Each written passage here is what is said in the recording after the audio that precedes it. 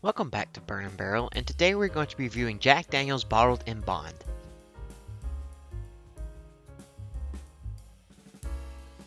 As many of you may already know, Jack Daniel's is a distillery that is located in Lynchburg, Tennessee, and is one of the biggest distilleries in the world. Jack Daniel's makes all sorts of whiskeys, from rye to Tennessee whiskey, and some special releases that they've done throughout the years. One of the series that they have made is a bonded series, which has included their bonded Tennessee whiskey and a bonded rye.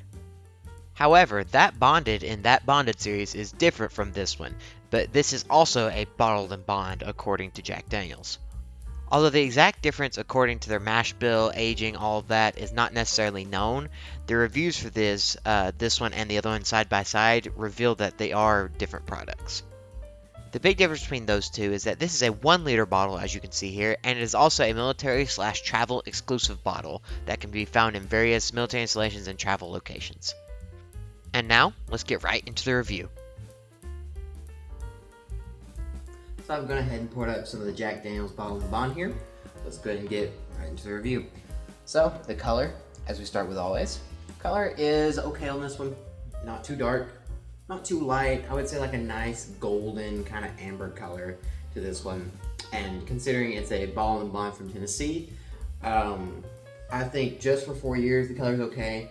I've seen younger have darker in like states such as Alabama, Mississippi, Georgia, but considering Tennessee is a little bit more southern than Kentucky, then usually you'll have like a better aging profile with it. But that's not always the case, and it just depends on a lot of different factors, including where in the rick house you are,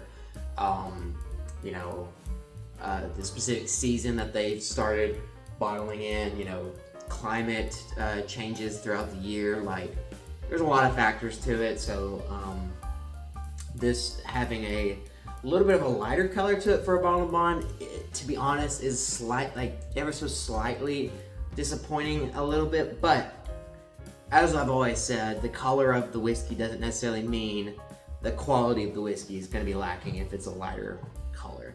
It just tends to show how the aging process went, and can be an indicator of something being lighter or darker flavor-wise. But that's not always the case. It's just a good indicator. So we won't truly know until we get into the glass. So let's just get right into that. So that nose. So I've had, obviously, if you've watched my channel, you know that I have quite a few Jack Daniel's products. In fact, this shelf just off camera right here has about 6 bottles of Jack Daniel's products. So obviously the single barrel proofs, the rye and the regular whiskey, Jack 10, Jack 14, which is coming soon, the new Heritage Barrel Toasted, which is coming soon. I'll be reviewing that as well, and a backup of the cask strength rye single barrel, and then of course this being another one with the bottled and bond. So I have had my fair share of Jack Daniel's products, and I would like to say that they are probably one of my favorite distilleries. Just because if you get past some of the baseline stuff, the more quality whiskeys that they put out are actually pretty fantastic. And surprisingly, I've met a few people who just don't know that. They only know the Old Number 7, or maybe like the Gentleman Jack, or the some of the other like bonded series stuff. But it's really cool to show people that, hey, Old Number 7 is great for mixing and fine, but if you want to try something neat on its own, you've got all these options, some of them more expensive, way more expensive than others, and some of them more readily available, like not this one particularly, but some of the other ones, like the regular single barrel stuff. So I say that to say the nose here really reminds me a lot of other Jack Daniel's products. I get that typical Jack banana, like banana bread type note, with like a little bit of like a nuttiness to it, a little caramelly. It almost, could be blasphemous to some, but it almost smells like a typical Jack and a Jim mixed together. Like if you took Jack and then white label Jim mixed together and maybe up the proof a little bit, that's kind of what this smells like. Because I get that nuttiness on it that you kind of can get with Jim products, but I also get that typical banana that I get with Jack products. And so obviously I get the little caramel in there too. So that may not be correct at all. It's just kind of what I'm thinking in my mind. which is obviously nowhere near always correct. But that's just what I'm thinking. So it smells pretty decent. I'm not getting like super strong aromas. Like I'm having to dig in a decent amount to get something. But overall, you get some stuff there, and then there's a good bit of ethanol too. Not a good bit, but like enough to show you that this ain't just no like 80 proof. I mean, it's not like a cash strength or nothing, but the 100 proof is definitely a decent step up from an 80 proof. So anyway, enough yakking about the nose. Let's just get right into the palate.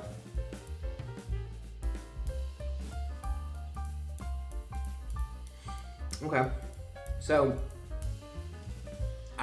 first off, right off the bat, the first thing I notice is that there's not a lot of strength there. Like the flavors, I get the notes, like I can articulate the notes I'm getting, which I'll share in a second.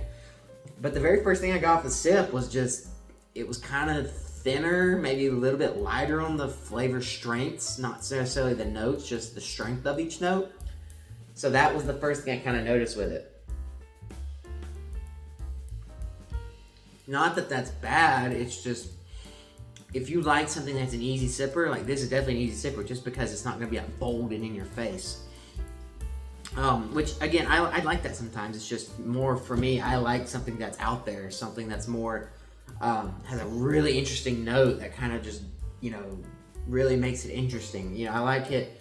It sounds so stupid, but seriously, I like kind of the whiskey to tell a story. Like I want it to invoke those feelings of, okay, I'm tasting something that's interesting, something that's been crafted over a long time. Here's kind of like, and you read on the bottle like the thought process and why they do it, and it kind of makes you think back while you're sipping it on that story. It makes the whole experience interesting.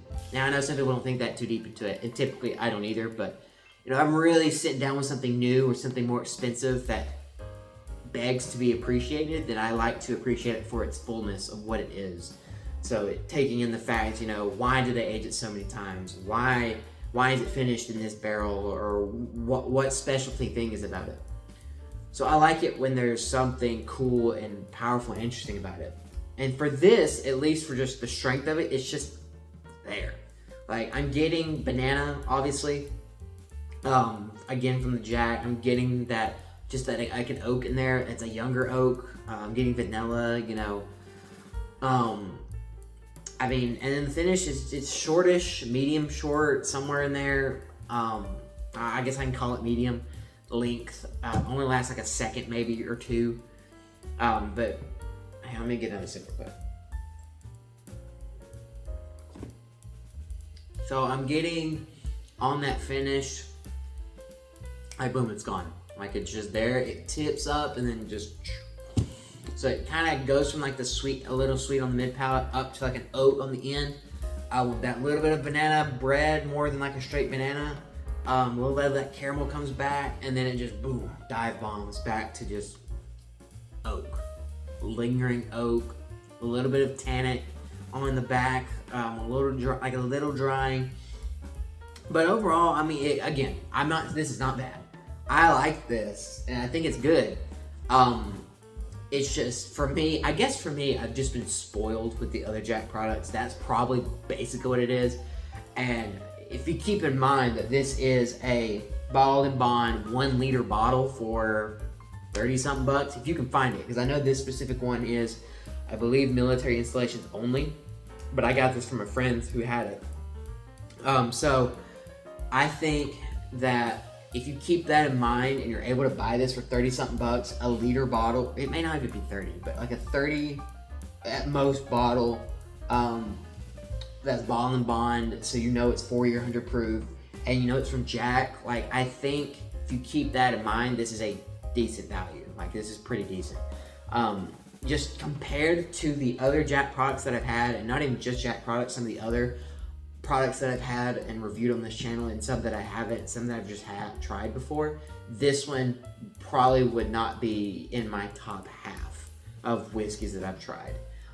Again, not saying this is bad. I think I would give this like a 4 or 5-ish.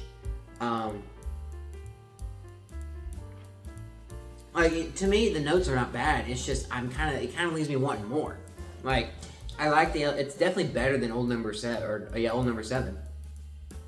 Like that's not an issue. Because for me, I wouldn't sip Old Number 7 just neat. It just is more a mixer. I probably wouldn't even sip Gentleman Jack, if I'm honest with you, just neat, because it's too low of proof. The notes are just kind of watery and diluted. You know, it's better to mix. This I would actually sip neat, but it's probably the bare minimum of Jack that I would sip neat. Anything above this, like the single barrels, the bonded series, and obviously the cash strengths and the age stated ones, like those obviously I would sip all day. But this one is probably the bare minimum I would sip with. So overall, like I said, maybe a 4, 5. I'll say 5 just to be a little generous because of the value. But honestly, in terms of taste, about a 4 or 5. It's average, maybe a little bit below average, just because it's kind of watery, and at least compared to other bottle and bonds that I've had, this is just okay. So if you are one of those people who want to just try all the Jack products, like I love Jack, so I obviously want to try as many as I can because I think they produce really good stuff. And if you're one of those ones who can find most of the Jack products easily, but obviously can't find this one as easily, and you're thinking, man, I'm missing out on something good, I would say if you do find it, great. It's a good value, decent value. But if you're just purely on the hunt to just try them all from Jack, I wouldn't say this is one you have to like go out of your way for. Overall, decent experience, like decent whiskey, nothing crazy, but I think it's got good bones to it. It's just kind of missing a little bit for me. So again, Jack Daniel's produces another decent bottle. It's not bad, it's just there, but I think if you want to try it, you'll like it. Just it may not be exactly what you're expecting. I hope you've enjoyed this review of Jack Daniel's Bottled in Bond. I have left a summarized version of this review in the description below alongside a link to Jack Daniel's website. Since this is a more exclusive bottle, let me know in the comments down below if you've gotten to try it or if you've even seen this bottle or heard of it before. Also, don't forget to check out the other videos that I've done and the videos that you see on screen as well. I hope you have a fantastic day, and I'll see you next time here on Burn and Barrel.